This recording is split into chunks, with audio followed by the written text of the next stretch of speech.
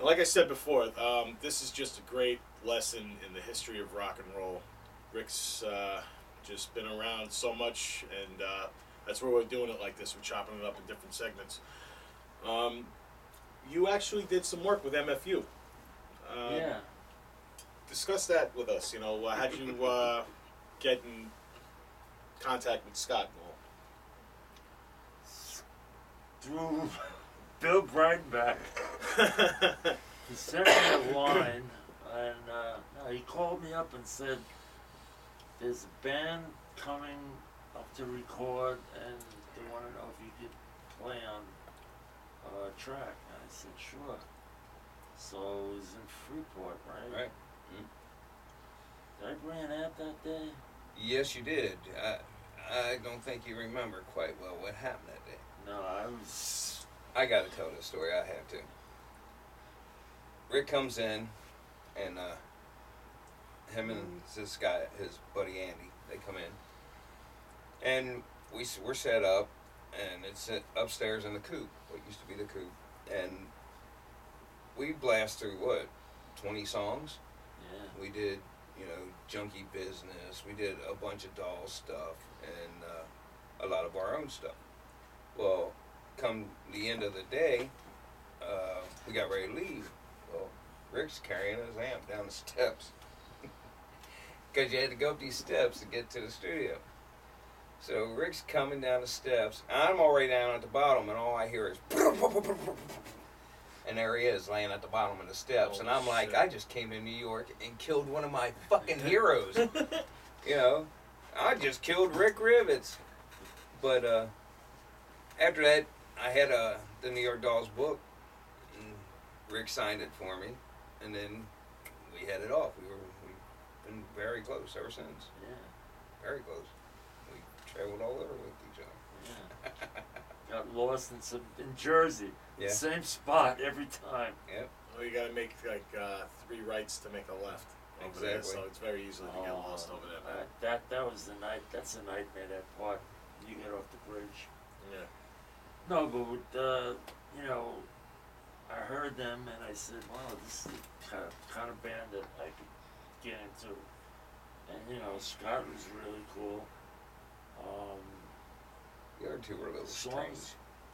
The songs were good. The originals, I thought they were really good. I thought Jim was a good drummer. Yeah. Derek was weird. Derek was nice guy, but just different kind of human being. You gotta give him a present, like a leather hat or something. Right. Well, that's the perks of just music, I guess. They were great guys. They were great musicians. They were good musicians, but they didn't have the image. No, and they didn't have the drive. Scott had the image, but they didn't try. No, they had no drive behind them to do anything. That's what happened. Because George, buddy George down in Cincinnati that tried out for us, that's what his complaint was. They don't have drive. They don't want to do nothing. They just want to play here in Ohio. That's when I brought him to New York. And then you joined the band, and we start recording Addictions. That was a fucking good album. That's a great album. It's still a great album. Yeah. Man. I love playing now with Scott, and those songs are timeless. I love still playing some of those songs off of that album. Oh, It had nothing to do with the writing of it, but I mean, it's still it's top shelf stuff. MFU still MFU. It's just better musicians. Yeah. And the songs have gotten better now than they were then. But I love those songs. But I've been playing them a million years, seems like now. But now me and you did 90% of that album, where the other two had really nothing to do with that album. That was me and you doing all the guitar work and stuff on that album, except for the leads. Derek did the leads, and Walter Lord. That was a piss of doing Walter. Yeah. We did Junkie Business and One Track Mind. Yeah. Walter Lord came in.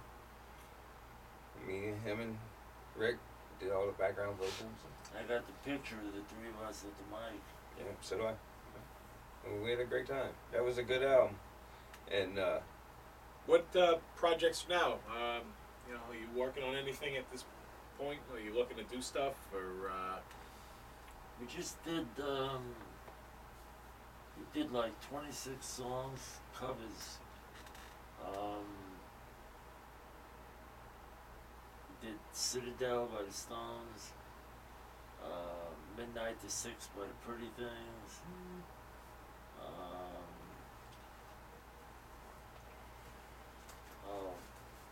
It's and this is the Rick Rivets band, Clash. right? no, this is just another corpse score on the, Oh, okay. you know, The band that will not die. yeah. Because I got a CD you need to hear. It's the Rick Rivets band. Yeah. He put out. What year was that? That was 3 years ago. 5 years ago. 5? Yeah, that's right. It's about 5 years ago. It's Yeah. really good, man. Give you a copy of it. Yeah, I'd like to hear it. Definitely. This is all, you know, we just wanted to do covers. It's not even a band, you know, it's just, Right. Just A bunch of friends getting together playing. yeah. That's cool. Rick collects guitars too. Yeah, I was hearing Yeah. about that. You got an extensive collection of. Rare guitars. Tell him about the Thunder's guitar you had. Yeah, I got the guitar that he had on the second Dolls album cover. The Really? Les Paul special. That's If a you look at priceless the, artifact right there, my friend. you look at the back cover or the front cover, they're Yeah. playing. He's got that guitar. Wow, Yeah. That guitar. that's great. I told him anything ever happens to you, it's my guitar. Please, you know. I want He that deserves guitar. it. I had a Strat that I got from him too, but like an idiot, I sold it Wow. because some guy tried to make it into a 12-string. Oh, Jesus So he drilled Christ. 6 extra holes on the other side, Oh, boy. and he never, you know, the tuning pegs wouldn't fit. What the shit? So he's, When you want to try it out on something else, you know. yeah, I mean, this was, Stratocaster. this was the '61 Strat. Jesus, My God. that's like a sacrilegion right there, Johnny man. says, "You want to buy a Strat?" I said, "Well, how much?" He says, $50. Oh my. I said, "Sure," you know. So I gave him the $50. He comes back with Dan Armstrong. I don't know where he picked that up for $50, but he was always getting guitars. I mean, when they had their loft on Christie Street, every week it was broken into. They had a fire escape in the back and leave the windows open. They'd go out to Max's. And, you know, they just walk up there, take out the guitars, whatever they felt like. I remember seeing Sil with some really nice Les Pauls. Oh yeah. And then, you know, Well, the white one that Mick Jones played was Sil's. was Sil's Yeah. from the Sex Pistols. Wow. He started the Sex Pistols playing Sil's guitar that Sil shipped over there Yeah. because he was supposed to be the guitar player for the Sex Pistols. Yeah. Wow, it's Only funny how his things work parents out, didn't man. give him the letter. Right. And all his equipment he shipped over there, he never seen again. Yeah. Malcolm was supposed to send him an airline ticket. Never happened. Never happened. Right. Never So, happened. other than your, your guitar collection that we just heard about, you're also into sports memorabilia. Yeah. What do you consider like one of your most prized possessions with that? Probably my mantle autograph. Like your man autograph, huh? Yeah. Wow. What is it on? A picture or a ball? Or Picture. picture? Yeah. I thought you were gonna say Big Bubba. Bubba stick. Oh, my Bubba stick. Yeah, that's. I'm a bit of a collector That's myself, a useful. but Yeah. not sports so much. I do have a Tommy Morrison boxing glove, but it's Oh, that's probably cool. decreased in value by now. But Nick I is- have I'm a horror buff, dude. So I have like all kinds of like horror memorabilia. I have like a Freddy glove signed and Oh. Yeah. Jason mask, posters, The tats. my Those- tattoos. I'm check all them of out. that stuff. You know, that's Those my are thing. awesome. So, I started collecting NASCARs Yeah. Somebody turned me on to it. I got it. He started getting into NASCAR. We started going to Indiana. We were touring. We'd go to Ohio and Indiana for 2 weekends a month, and then they'd come up here and we'd do shows up here 2 weekends a month. So we were always together. Right. So he gets into NASCAR when he gets to Indiana because the drummer at the time, his whole room was nothing but NASCAR. So he says, "Oh, this is cool. I'm going to start collecting." So he starts collecting NASCARs like crazy. Anything. This guy will collect anything. Guitars, NASCAR, guns, CDs. When he goes all out collecting, he collects. Watch out. Yeah. All right, well, we're going to do a little to wrap up this segment of Loud and Proud, and it was a great segment. It was so much fun. But we're going to do a little word association. Oh, boy. And, whatever comes to your mind when I say these things. Basically, these are choices. So, just fire away when you're ready, all right? Oh, boy. Baseball or football? Hockey or soccer? New York City or Manhattan? Boston. Tits, ass, or both?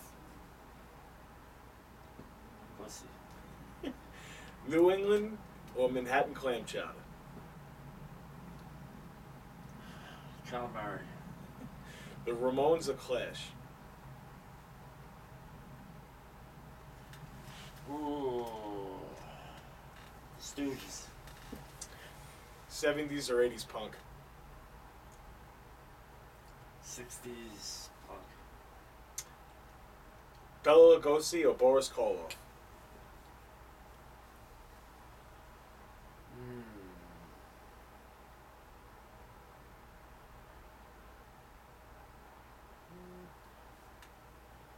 You got me on that. You got me on that. Well, that's how we'll leave it at that. You got me on everything you said too, man. I like both of them, actually. I think they were both great. Right. I couldn't think of anybody that Could play those roles other than them, right? Yeah. Yeah. It's been a pleasure, man. Yeah, it's been great, Rick. I really appreciate you coming in the studio and giving us some time, man. Man, I miss you, man. We're gonna be doing something real soon, all right? Yeah, hopefully this got. Hopefully we'll need passports. That'd be sick, man. Yeah. Loud and Proud. Thank you. You've seen it here, Rick Rivets. Rick Rivets.